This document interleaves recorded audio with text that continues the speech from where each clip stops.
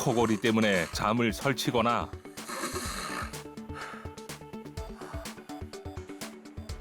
코가 막혀 답답했던 기억 모두가 다들 한 번쯤은 있으시죠?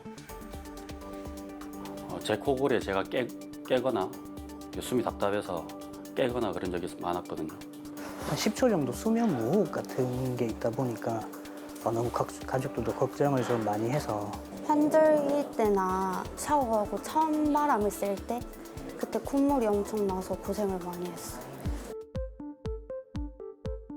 코가 막히는 것은 생각보다 위험합니다. 코가 막히면 뇌에 산소 공급이 잘 되지 않아 뇌 노화가 빨리 진행되고 기대 수명이 줄어든다는 보고가 있는데요. 그만큼 인체에 심각한 악영향을 미칩니다. 수면 무호흡증이 진단이 됐는데 치료를 하지 않고 방치했을 경우에는 사회적인 문제를 일으킬 수 있습니다. 졸음운전 같은 것들이 가장 대표적이고요. 그리고 일의 능률이 많이 떨어지기 때문에 업무 효율이 많이 떨어지게 됩니다. 근데 그것보다 더 심각한 것은 이제 신체적인 변화인데요. 고혈압이라든가 부정맥, 심근경색 이런 것들이 훨씬 더 빈도수가 올라가게 되겠고 뇌졸중이라든가 중풍 같은 것들이 훨씬 더 4배 이상의 빈도를 나타나게 되기 때문에 이런 것들 때문에 수면무호흡증이 진단이 되면 빠른 치료가 필요하다고 볼 수 있겠습니다. 편안하게 숨을 쉰다는 것은 내가 숨을 쉬는지를 인지를 못하는 것이 가장 편안한 숨이라고 생각을 합니다. 어떤 코가 한쪽이 막히거나 아니면 코가 너무 건조하거나 이러면 본인이 이런 걸 느끼게 되거든요. 그러한 숨은 불편한 숨이라고 생각해요.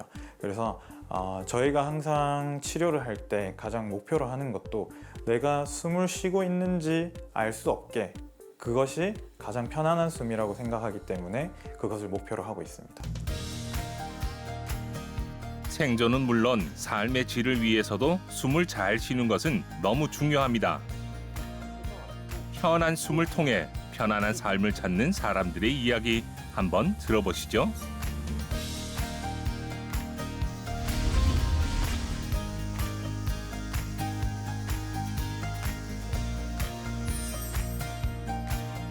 편안한 호흡과 수면을 고민하는 이비인후과 전문의 정재훈 원장.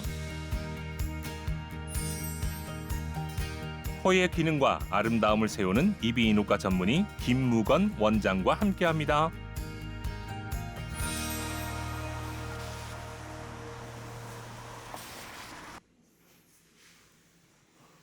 최희성 씨가 오랜 고민 끝에 이비인후과를 찾았습니다. 그는 어릴 때부터 코 관련으로 불편한 점이 많았는데요. 어릴 때 콧물이 노른 콧물이 항상 있었던 기억이 있거든요. 그리고 항상 코딱지 같은 게 말라붙어가지고 이게 항상 코를 파고 다니고 막 그랬던 것 같아요. 제가 기억상으로는 손이 계속 가니까 또 안에 염증 생기고 그러니까 또 계속 또 콧물 나오고 막 그랬던 것 같아요. 콧물은 삶에 많은 것을 괴롭혔습니다. 코가 막히다 보니 숨 쉬는 것이 답답했고 나중엔 두통까지 생겼습니다. 항상 코 풀고 자면 코가 막히고 지금도 좀 두통이 있거든요. 지금 이 얼굴을 치자면 미간 이상 이렇게가 좀 꽉 쪼는 듯한 그런 느낌이 계속 나거든요. 그리고 미열도 조금씩 있고 그래가지고 일상생활 못할 정도는 아니고요. 그냥 계속 지그시 이렇게 꽉 쪼는 듯한 느낌. 예. 네네. 바로 부비동에 콧물이 차서 그런 건데요. 부비동이란 얼굴 뼈 속에 있는 빈 공간으로 그곳에 염증이 생기고 막히면서 안면 통증과 두통이 생기게 되는 겁니다. 처음 환자분을 뵌 게 올해 4월 달이었거든요.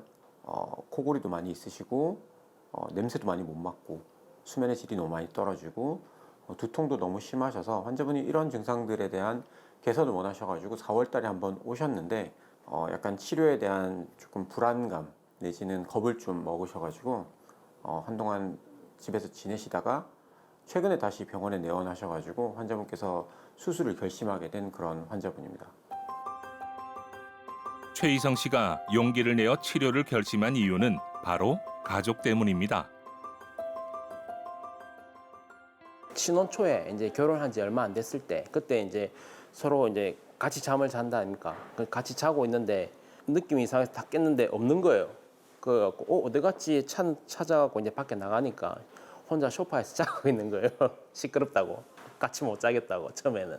그 지금은 뭐 좀 결혼 생활이 거의 한 10년 넘었으니까 이제 뭐 서로 좀 적응하면서 살고 있는데 초반에는 좀 그런 경우가 발생했었어요. 예. 형도 이제 두통이 심해가지고 하여튼 코가 막히고 갖고 이비인후과인가 갔는데 그 코 속에 이제 물혹이 생겼다 해가지고 이제 큰 병원 가보라 해갖고 갔는데 거기서 이제 물혹 제거 수술을 하고 나서 이제 두통하고 이제 코 막힘이라든지 이런 게 없다고 저한테 이제 추천을 많이 했었거든요. 저도 이제 미루다가 이번에 좀 마음을 먹고 하려고 병원을 찾았습니다. 코 질환만 따로 떼놓고 봤을 때는 이것이 이제 삶에 치명적인 영향을 주는 것들은 아니기 때문에 사실 조금 더 간과하시는 부분도 없지 않아 있는데요.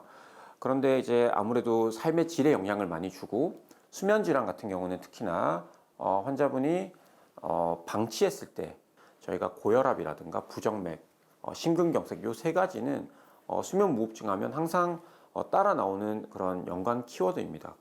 심한 코골이나 수면 무호흡증으로 고생하시는 분들이 사실 너무 많고요. 본인이 약간 부끄러워서 말씀을 안 하시는 분들도 있고 본인이 인지하지 못하는 경우도 사실 상당히 많습니다.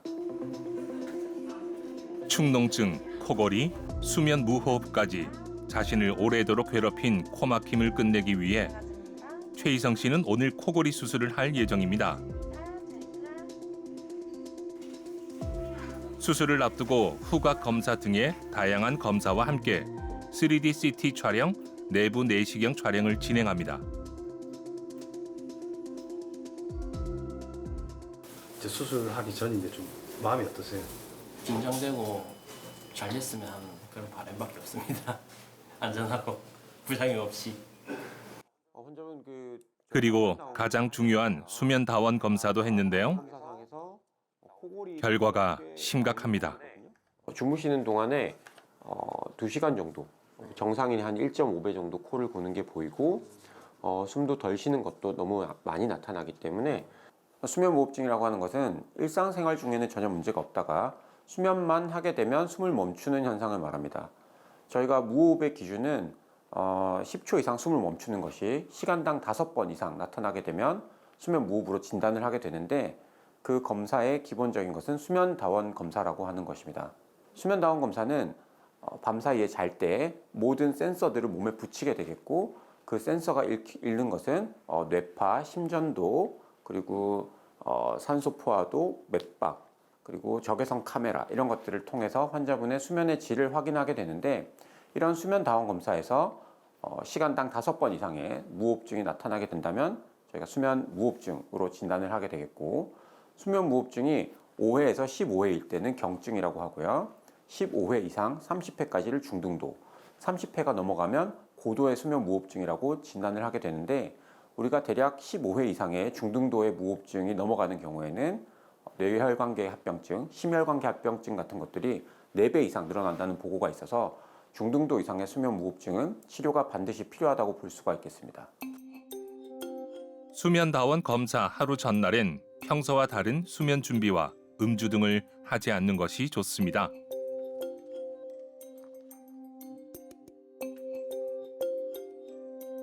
환자는 무호흡 횟수가 약 15회에 달하는 것으로 측정됐는데요. 이런 경우 수면 무호흡증에 해당합니다. 저희가 수면다원 검사는 환자분의 정확한 수면의 상태, 수면의 질, 무호흡증 여부, 코골이 여부를 확인할 수 있고 이것들이 안고 살아도 되는 정도인지 아니면 치료를 꼭 필요로 하는 의학적인 문제가 있는 것들인지를 감별할 수 있는 기준이 되기 때문에 환자분이 수면 중에 무호흡증이 있다는 느낌이 있거나 아니면 다른 사람으로부터 코골이가 있다는 느낌을 들었거나 내지는 환자분이 수면 중에 각성이 너무 많이 생기거나 화장실을 너무 많이 간다는 이런 등의 증상이 있다면 수면다원 검사를 받아볼 것을 권유드립니다. 환자분 무호흡증이나 코골이에 영향을 주는 무호흡은 단순한 수면 장애로 끝나지 않습니다. 무호흡으로 인한 저산소증은 다양한 심폐관계 합병증을 일으키기 때문에 치료를 미뤄서는 안 됩니다. 긴장 많이 안 되세요? 좀 잘 될까 네. 긴장 많이 되죠. 아, 선생님 그래요? 믿고 네. 맡겨야지. 저희가 이런 수술 같은 경우는 수술 시간을 한 2시간 정도 잡거든요. 네. 그래서 전신 마취를 해서 환자분이 이제 아예 기억이 하나도 없이 네. 불편함 없이 저희가 진행을 하는데 그래서 그렇게 생각하시면 될 것 같고 수술하고 나서 한 일주일 정도 조금 힘드신데 그 뒤에는 그래도 많이 붓기가 가라앉으면서 좋아지니까 그런 걸 기대하면서 오늘 좀 진행해 보도록 하겠습니다. 숨을 들이마시면 한 50% 정도씩 이렇게 막힌 느낌이 나거든요. 그럼 뭐 이게 다 들어오는 것 같지가 않아요. 그러면 아무래도 수술하고 나면 이제 한 100%의 그 콧구멍이 열린다면 뭐 숲이나 이런 데서 좀 맑은 공기를 한번 이렇게 세게 한번 들이마시고 싶어요. 한번 해보고 싶어요. 예.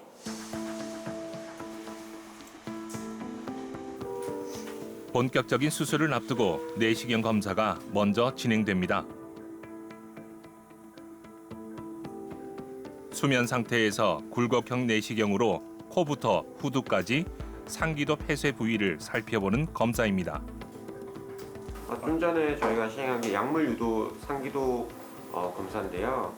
이제 환자를 가수면 상태로 놔둔 다음에 실제로 수면하는 거와 비슷한 상태를 만들어서 우리가 내시경을 가지고 막히는 부위를 한번 확인해 보는 그런 검사인데 이런 검사를 통해서 환자분의 수술 부위를 정확하게 파악할 수 있고 수술 후에 어느 정도 개선이 될지를 예후를 예측해 보는 인자로 쓸 수 있어서 수술 전에 이런 약물 유도 상기도 검사를 하는 편입니다. 환자의 코와 머리뼈를 3차원 영상으로 구성한 후 비강 내비게이션 기구로 수술 부위를 정확하게 파악해야 합니다.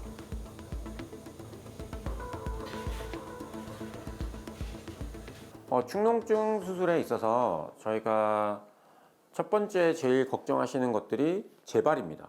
수술하고 이제 몇 개월 내지는 몇 년이 지났는데 다시 축농증이 재발하는 경우를 말하는데 사실 축농증의 수술 후의 재발률은 15% 정도로 알려져 있습니다. 그래서 모든 수술하고 나서 재발이 없다고 얘기할 수는 없지만 하지만 수술할 때 저희가 이제 안전하게 이런 닫혀져 있는 공간을 확실하게 열어준다면 사실 재발률을 많이 낮출 수가 있습니다. 그 재발률을 낮추는 데 있어서 가장 중요한 것이 바로 의사의 그런 기술도 중요하지만 이런 내비게이션이라고 하는 장비를 잘 써서 환자분의 그런 몸속 구석구석에 있는 위험한 부위들을 감지하고 그쪽을 저희가 수술할 때 좀 더 신경을 써서 안 다치게 하는 것들이 중요한 부분이지 않을까 생각을 해봅니다. 좁아진 숨길을 열기 위해 비강과 구강 부위에 수술이 시행됐는데요. 협착된 비밸브를 넓히고 숨구멍을 막는 편도를 제거합니다. 저희가 최희성 환자분 같은 경우는 수면다운 검사상에서 무호흡증과 코골이 그리고 구강호흡 같은 것들이 많이 나타났기 때문에 이거에 대한 개선을 위해서 구강 쪽에는 편도와 목젖을 제거하는 수술을 했고요. 그리고 이제 비강 쪽에서는 예전부터 계속 가지고 있었던 그런 축농증과 비염, 비중격 망곡증에 대한 수술을 하면서 환자분의 좁아져 있는 밸브 공간을 열어주는 수술까지 같이 동반해서 오늘 시행하게 되었습니다. 수술이 성공적으로 마무리되어 갑니다. 최희성 씨의 답답한 숨길이 이제 곧 열리겠죠?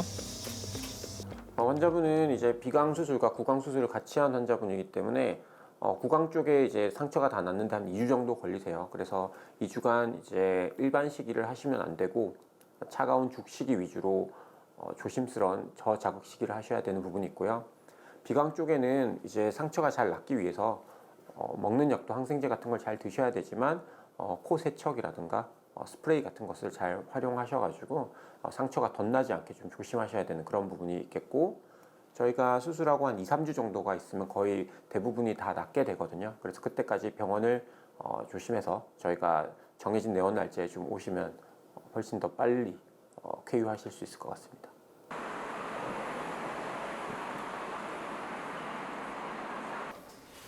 성인 4명 중 1명이 앓고 있다는 코골이. 감량이나 따로 뭐 이수민 씨가 코골이 때문에 병원을 찾았습니다. 노출되는 공기 양이라든가 10여 년 전부터 코골이가 심하다 보니 같이 자는 가족들이 너무 힘들어했다고 하네요. 자면서 코가 엄청 많이 좀 골다 보니까 제가 불편한 것보다 저희 가족들이 좀 많이 불편해했죠. 그리고 가족들이 듣기에도 제가 자다가 한 10초 정도 수면 무호흡 같은 게 있다 보니까 너무 가족들도 걱정을 좀 많이 해서 그래서 일단 진료를 좀 결심하게 됐습니다. 점심을 먹고 나면 약간 이제 주체하지 못할 정도로 좀 잠이 많이 와요. 그래서 한 30분씩 잠을 안 자면 오후 시간에 업무가 조금 힘들 정도? 그리고 운전을 하더라도 한 2시간 이상 운전하면 잠이 너무 와서 휴게소 들어가지 않으면 좀 진짜 위험할 정도? 그런 증상이 좀 많았어요. 잠을 푹 자지 못해 피곤이 누적되면서 낮 시간 일상에도 영향을 미치게 되었죠. 연평균 6,000건 이상 발생하는 졸음운전 사고. 졸음운전은 수면 장애로 발생하는 대표적인 사회 문제입니다. 잠을 좀 일찍 자거든요. 이거 뭐 10시간씩 보통 자요. 가족들이나 배우자가 잠을 못 자는 거에 대한 좀 미안함?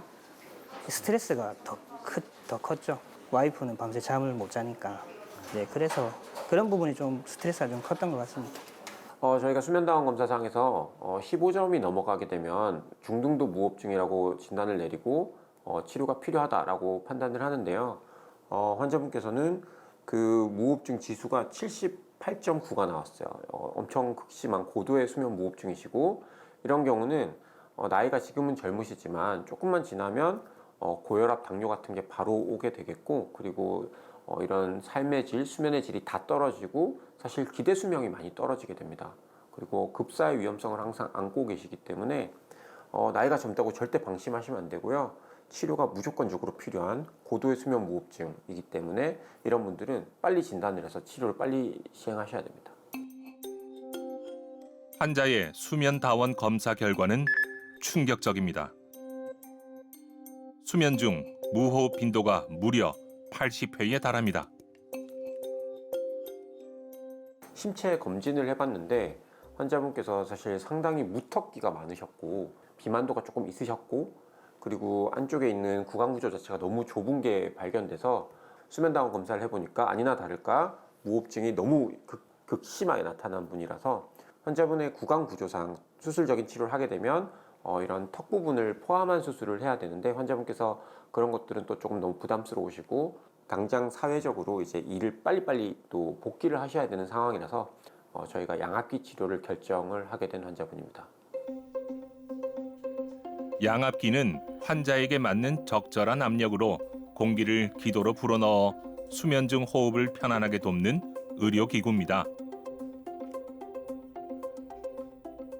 양압기라고 하는 것은 양의 압력을 내는 기구를 말합니다. 우리가 흔히 음압이라고 하면 이제 빨아들이는 걸 말하고 양압이라고 하면 이제 내쉬는 걸 말하는데 이런 양의 압력을 밀어주는 기계, 밤사이에 환자분께서 무호흡이 걸려서 숨을 못 쉴 때 이런 기계가 환자분한테 맞는 압력을 코로 이제 불어넣어 주면서 환자분의 무호흡을 해소해 주는 그런 기계를 말하는데요.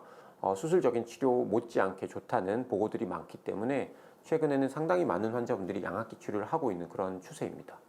처음에 한 일주일 보름 정도는 잘 때 좀 어색하죠. 아무래도 이물감이 느껴지니까. 그냥 그 기간만 지나면 잘 때 뭐 전혀 불편한 건 없었어요. 정말 그 전과 후가 모든 면에서 많이 개선되기 때문에 만약 제 주변에 누가 지금 코골이로 고생하고 있다고 하면 저는 양압기 써보라고 엄청 권유할 것 같아요.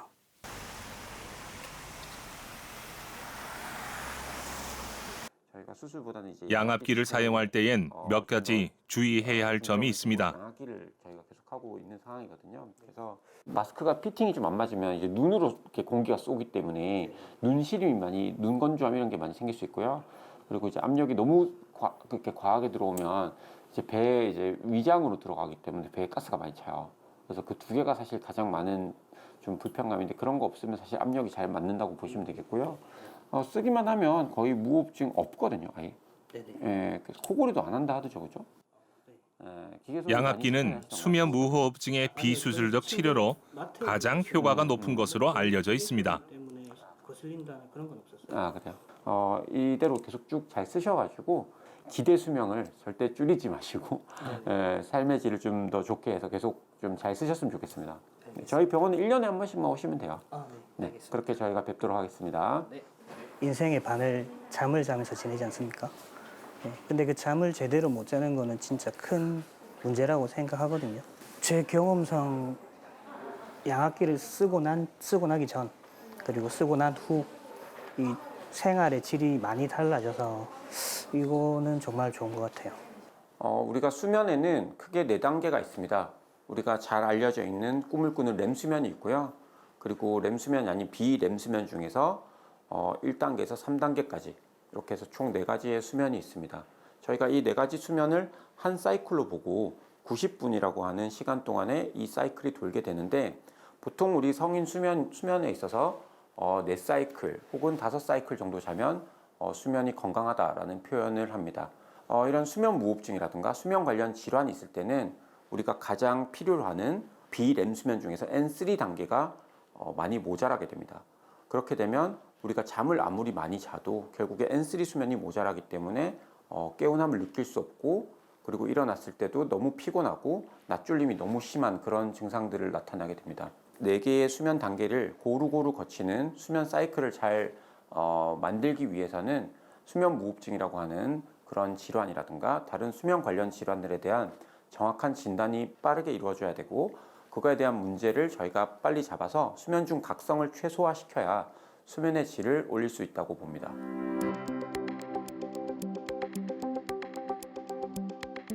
평범한 일상만큼 사람들에게 중요한 것은 없죠.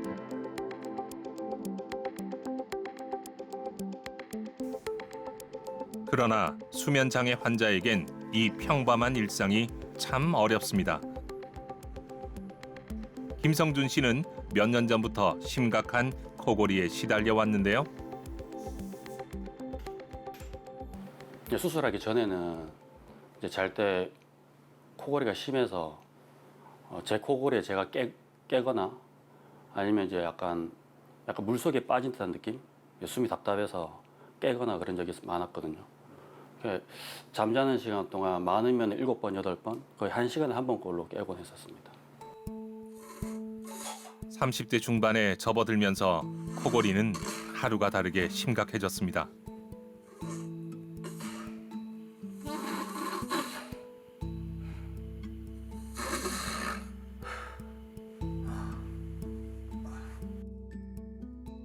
수면의 질이 떨어지다 보니 일상생활에 많은 문제가 생겼는데요.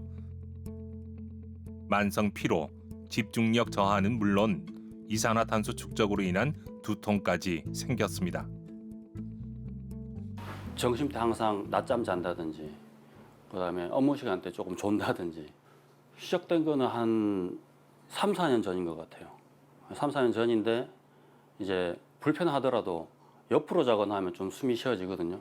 그렇게 버티다가 나중에는 정말 숨이 안 쉬어지더라고요. 그래서 병원에 이제 한번 들려보게 되었습니다. 김성준 씨의 시간당 무호흡 횟수는 37.4회.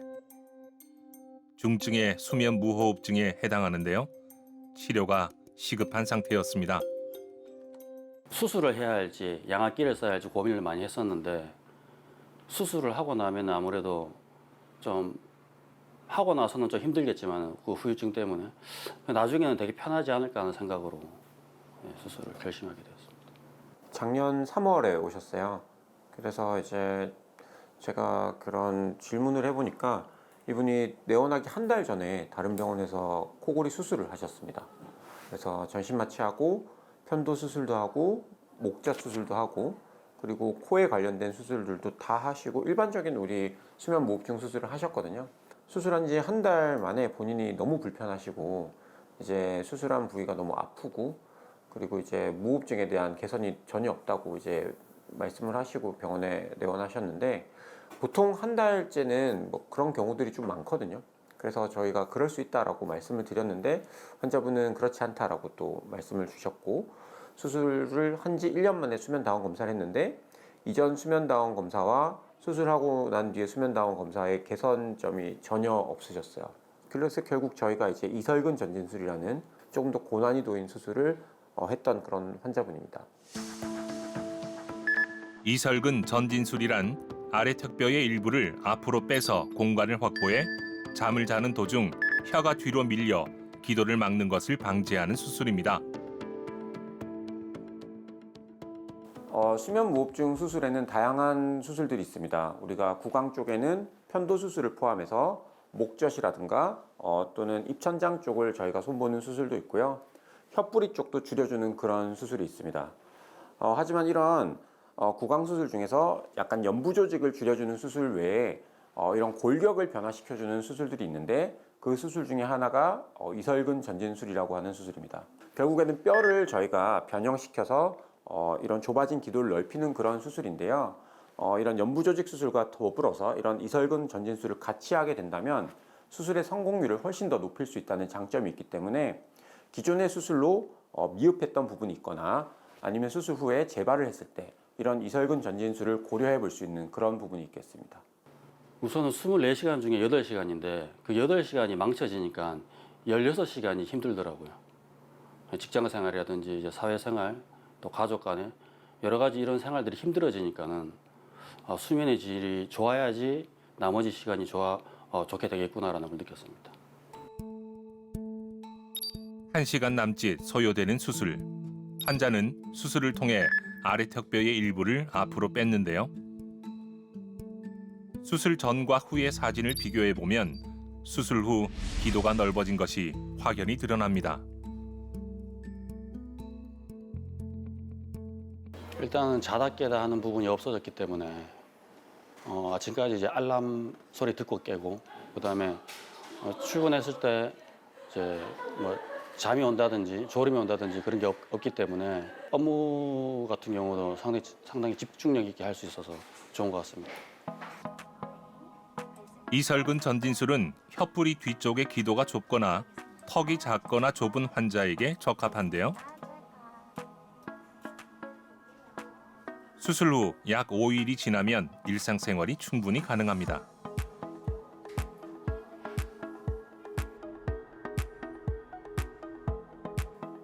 수술한 지 어느덧 9개월이 흘렀는데요. 떨리는 마음으로 병원을 찾았습니다. 과연 상태는 어떨까요? 저희가 이제 수술을 하신 지는 이제 9개월쯤 됐고, 그죠? 안에 이제 이물도 다 빼고 이러니까 이제는 좀 좋아져야 되는 시기는 맞거든요.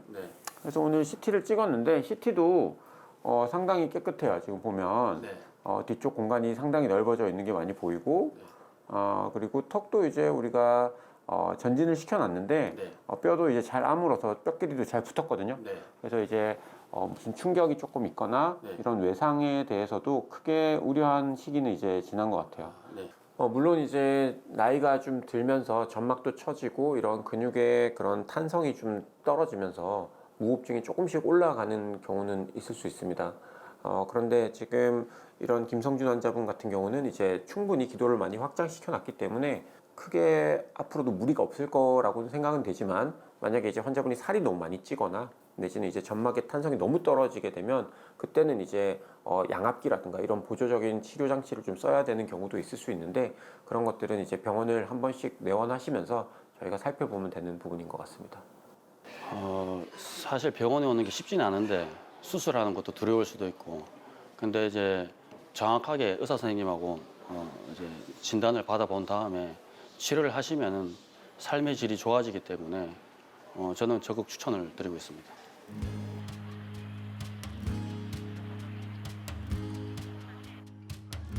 김성준 씨는 수술 후 일상의 행복을 되찾았습니다. 코를 골지 않으니 본인도 가족도 편안하게 잠을 잘 수 있게 됐고요. 낮에도 피곤하지 않게 지냅니다. 지금 일단 코골이는 거의 없어졌고요. 수면 무호흡도 거의 사라져서 아무래도 체중 관리가 중요한 것 같아요. 왜냐면은 살이 조금 찌면은 조금 재발하는 걸 느끼고 있거든요. 그래서 선생님께서도 체중 관리를 좀 하라고 하시더라고요. 그래서 이제 뭐 헬스나 뭐 산책이나 뭐 자전거 타기나 그런 걸 하고 있습니다. 뒷산에 올라 맑은 공기를 마음껏 마시는 성준 씨. 코가 막혔을 때 알지 못했던 행복입니다. 나 수술하고 나서 숨 쉴 때는 그냥 뭐가 다 뚫린 것 같은 느낌이 들어서 약간 진짜 신세계 같은 느낌? 되게 호흡이 되게 편해가지고 상당히 놀랐습니다. 원래 이렇게 숨이 잘 쉬어지는구나. 근데 그전에는 그걸 전혀 못 느꼈거든요. 항상 어느 코는 항상 막혀 있었으니까는. 근데 수술하고 나서는 양쪽이 다 뚫리니까는 되게 좋았습니다. 저도 처음에는 호흡에 대해서 별로 생각을 안 했었는데 호흡이 잘 되고 나니까는 그냥 뭐 운동하는 거나 일하는 거나 이런 모든 것들 삶의 질이 올라가기 때문에 호흡이 상당히 그냥 제일 중요한 것 같습니다. 성준 씨의 건강한 삶을 응원합니다. 사실 요즘은 혼자 사는 사람들이 많아졌기 때문에 본인의 수면의 질에 대해서 잘 모르시는 분들이 많습니다. 결국은 남들한테 얘기를 듣거나 아니면 단체 생활, 뭐 여행을 가서 이제 남들한테 지적을 받아서 자기의 수면에 문제가 있다는 것을 아는 경우가 많은데 사실은 조금만 저희가 되돌아서 생각해 보면 본인의 수면 중에 각성이 많이 일어나서 꿈이 많이 기억나거나 내지는 자다가 화장실을 많이 가거나 자다가 많이 깨는 경험을 하시는 분들이 좀 있습니다. 근데 그런 게 평균보다 훨씬 심하신 분들이 있는데 그런 분들은 본인이 모르는 수면 무호흡증이라든가 수면 관련 질환을 갖고 있을 확률이 상당히 높습니다. 결국에 수면 질환이 있으실 때 저희가 수면 다원 검사를 통해서 그것이 치료가 필요한지 아니면 이대로 갖고 살아도 되는 정도인지 질환이 아닌지 정도를 감별할 수 있는 좋은 툴이 되기 때문에 환자분이 조금만이라도 본인의 수면에 문제가 있다라고 생각이 되시면 지체 없이 근처 병원에서 수면 다원 검사를 받아볼 것을 권유드립니다.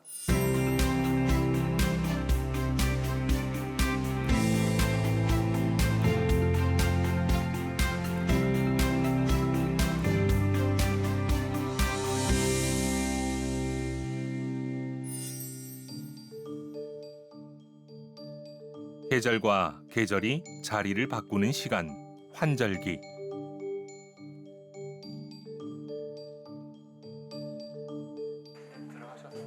그런데 환절기가 지긋지긋한 사람들이 있습니다. 바로 만성비염 환자인데요. 김채연 씨는 어렸을 때부터 심각한 비염을 앓아왔습니다. 환절기 때나 샤워하고 처음 바람을 쐴 때 그때 콧물이 엄청 나서 고생을 많이 했어요. 일단 코 풀면서 코 닦고 코도 헐고 눈도 아프고 네, 많이 증상들이 많이 있었어요. 특히 밤에 더 심해가지고 휴지를 거의 침대 옆에 두고 자고 거의 계속 닦고 막 그랬어요. 김채연 씨는 콧물 때문에 숨 쉬는 게 항상 불편하고 머리가 무거웠습니다.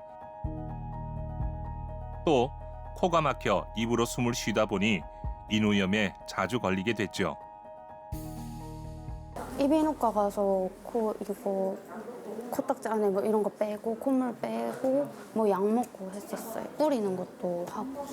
근데 이렇게 막 심각한 줄은 몰랐고 그냥 그때는 비염이라고 생각했으니까 주변에 비염 있는 애들이 많았기 때문에 그래서 그냥 넘겼는데 이렇게 심각할 줄은 몰랐어요. 증상을 대수롭지 않게 여겼지만 사실 그녀에겐 코에 구조적인 문제가 있습니다. 코가 휘어 있었던 거죠. 잡았을 때 어때요? 숨 쉬는 게 좀 더 편해요? 아니면 똑같아요? 여기는 조금 그래도 나은 것 같고 여기는 엄청 불편해요. 그래서 불편하고? 코에 왼쪽이 휘어서 왼쪽 숨길이 굉장히 좁은 상태인데요. 사진만 봐도 그 심각함이 보입니다. 이분은 오래전부터 지속된 심한 코막힘과 그리고 코막힘으로 인한 두통, 수면장애 등으로 내원을 하셨고 그 당시에 이제 얼굴, 코도 많이 외관상으로도 코가 많이 휘어져 있는 그런 상태를 보이고 있었습니다. 그래서 내시경이랑 이제 CT 사진을 진행했을 때 뒤쪽 비중격은 우측으로, 앞쪽 비중격은 좌측으로 엄청 많이 휘어 있는 상태였고 숨길이 거의 보이지 않을 정도로 많이 휘어 있었습니다. 그래서 CT 검사를 했을 때도 동일한 결과를 보였고 축농증도 일부가 보여서 그에 대한 치료를 계획하였습니다.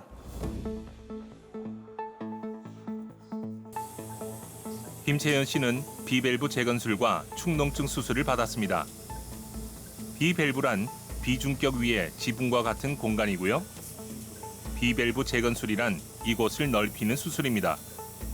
비중격 만곡증 환자에게 많이 시행하는 수술입니다. 우리 코가 막혀서 숨이 안 쉬어지는 경우는 여러 가지가 있습니다. 가장 대표적인 경우는 비중격 만곡증인데, 비중격이라는 거는 코를 양쪽으로 나누는 벽이 있습니다. 이 벽이 한쪽으로 치우쳐져 있으면 이를 비중격 만곡증이라고 하게 되고, 휘어져 있는 비중격을 바로잡는 수술을 비중격 교정술이라고 하게 됩니다. 보통 이렇게 비중격 만곡증과 합의각계 비후가 동반이 되는데, 이거는 코의 양쪽에 합의각계라는 구조가 커져서 코를 막게 되는 걸 말하고, 이에 해당하는 수술로는 합의각계 점막하 절제술이 있습니다. 그리고 고주파 합의각계 위축술이 있는데, 비중격이 휘어져 있지 않은 경우에도 만성 비후성 비염, 즉 합의각계가 커져 있어서 숨을 못 쉬는 경우가 있는데, 이러한 경우에는 이런 합의각계에 대한 수술이 효과적일 수 있습니다. 비밸브 재건술은 코가 막히는 불편을 개선하는 것은 물론 휘어져 있는 코를 바로잡아 외형 개선의 효과도 누릴 수가 있습니다. 외부에 있는 뼈가 휘어 있는 부분도 다 바로잡은 상태고, 이제 이 상태에서 이제 라인만 마지막으로 만들어주면 이제 수술은 이렇게 마무리가 될 것 같습니다. 전체적으로 가운데 축이 잘 잡혔기 때문에 마지막으로 이제 기둥을 세우는 작업은 끝났고, 지붕을 덮는 고잡음만 해서 환자분이 원하는 라인 만들면 수술은 아주 만족스럽게 종료가 될 것 같습니다. 1시간 남짓 걸리는 수술. 보통 비강을 넓히기 위해 비중격 연골과 코 옆벽의 연골을 이식하는데요. 환자는 코가 많이 휘어 있어서 비중격 연골을 사용할 수 없었다고 합니다. 너무 많이 휘어져 있는 비중격은 이 뼈 부분은 이제 깎거나 절골을 해서 이제 휜 거를 잡으면 되지만, 아래쪽에 휘어져 있는 비중격은 탄성 같은 게 있기 때문에 비중격 연골을 채취를 일부러 했을 때 그 연골이 힘이 좋거나 이 축을 만들어주는 지지대로서 역할이 되면 그걸로 이제 수술이 다 끝나게 되는데, 이분 같은 경우는 연골도 좀 약하고 나온 연골이 너무 많이 휘어 있었기 때문에 그 부분에 있어서 이제 기증류 연골을 일부 사용을 해서 축을 한번 잡아주고, 나머지 라인이라든지 이런 부분은 본인의 비중격 연골을 이용해서 진행을 하였고, 콧대도 휘어져 있는 부분을 깎고 매부리코도 깎고 이렇게 재단을 했기 때문에 다른 보형물이나 콧대를 올리기 위한 보형물은 들어가진 않았습니다. 수술하고 3주차까지는 약간 코눌림 이런 게 좀 있었어가지고 좀 힘들었는데, 한 달 차 조금 지나고 나서는 다 괜찮아졌어요. 일단 콧물이 안 나는 거, 그리고 코 막힘이 없는 거랑, 그리고 이거 밖에 외형, 그 전보다 확실히 냄새도 잘 맡게 되었어요.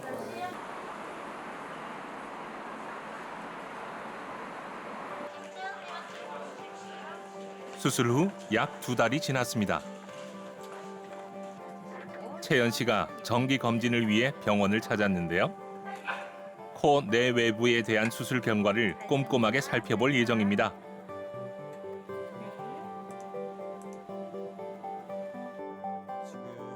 그동안 콧물이 많이 줄어서 지내기 편했다고 하는데요.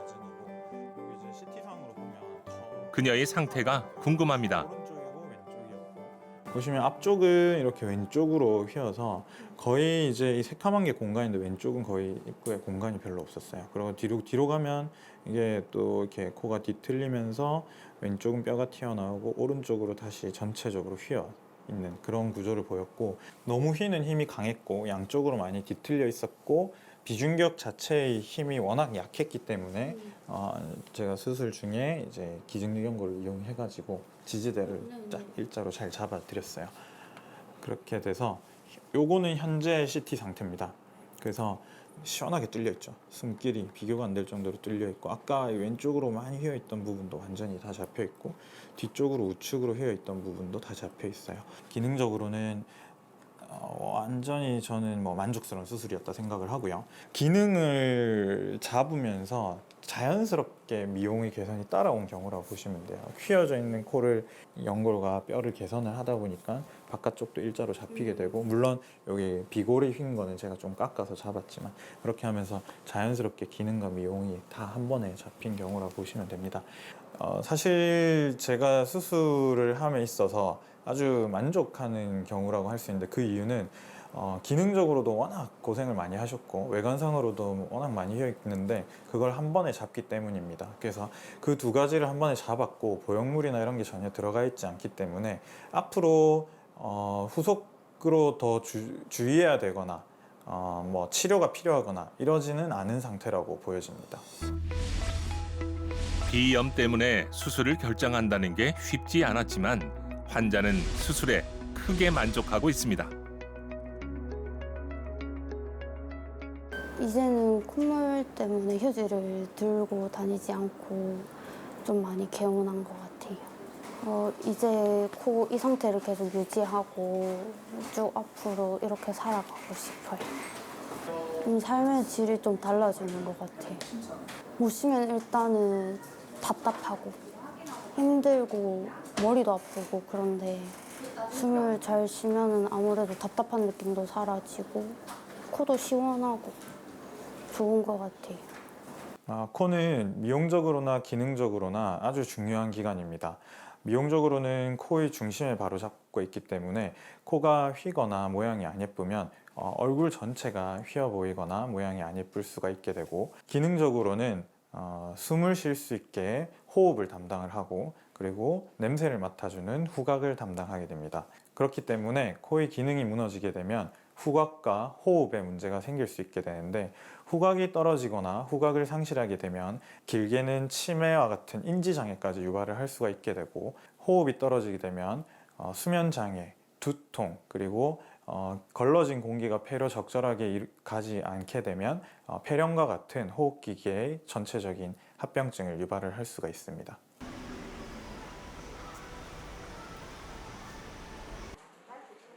수술로 새로운 삶을 찾은 사람이 또 있습니다.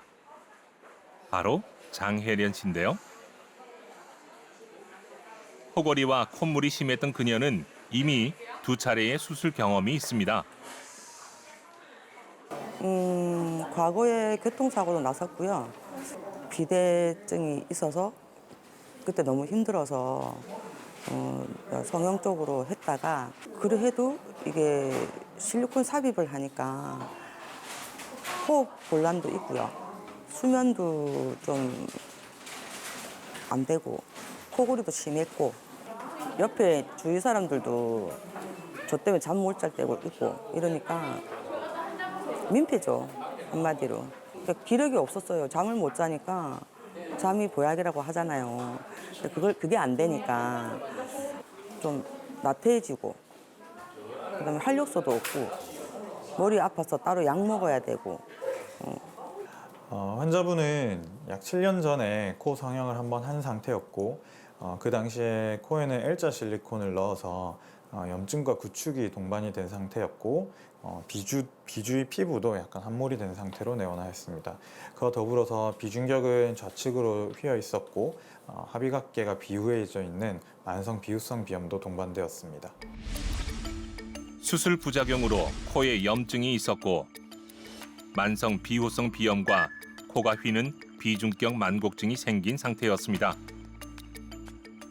우선 기능적으로는 좌측으로 휘어져 있는 비중격을 교정을 하고, 그다음에 만성 비후성 비염에 대한 비염 수술을 진행을 하였고, 콧대에 있는 실리콘에 의해서 유착이랑 구축, 그리고 염증이 있었기 때문에 실리콘을 모두 제거를 하고, 그리고 또한 코 안에 메쉬라든지 이런 여러 가지 재료를 넣어놔서 그런 이제 실리콘에 의한 염증 때문에 이제 넣어놨던 재료들이 다 녹아서 흐물흐물해져 있는 상태여서, 그걸 제거하고 나니 비중격 자체가 완전히 약해져 있고 약간 무너져 있는 상태여서 늑연골을 이용해서 수술을 계획을 하였습니다.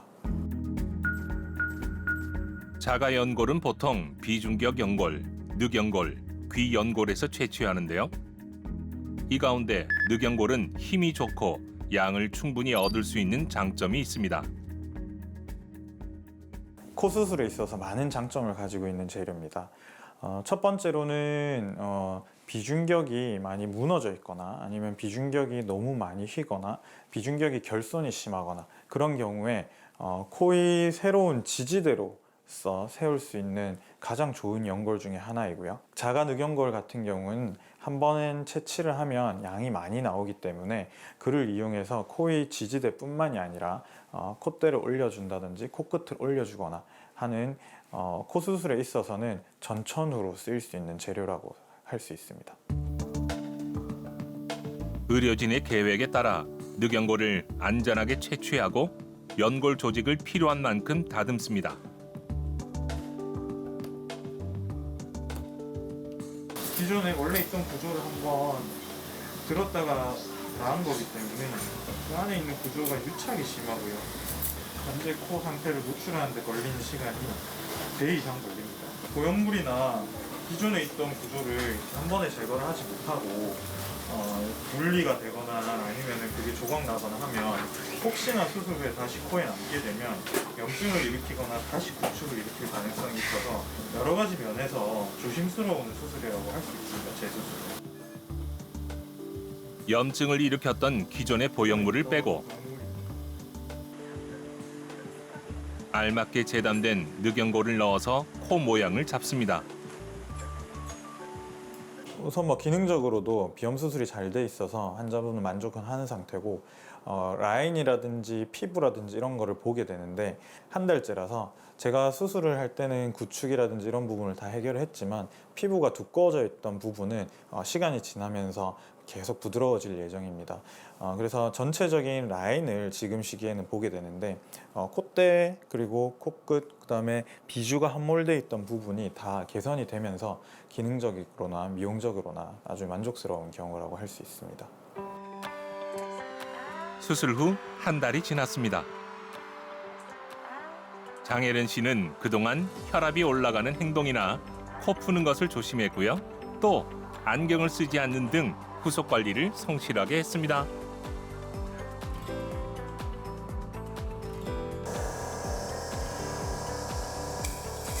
수술로 코를 바로 잡으니 삶의 모든 것이 편해졌다는 장혜련 씨.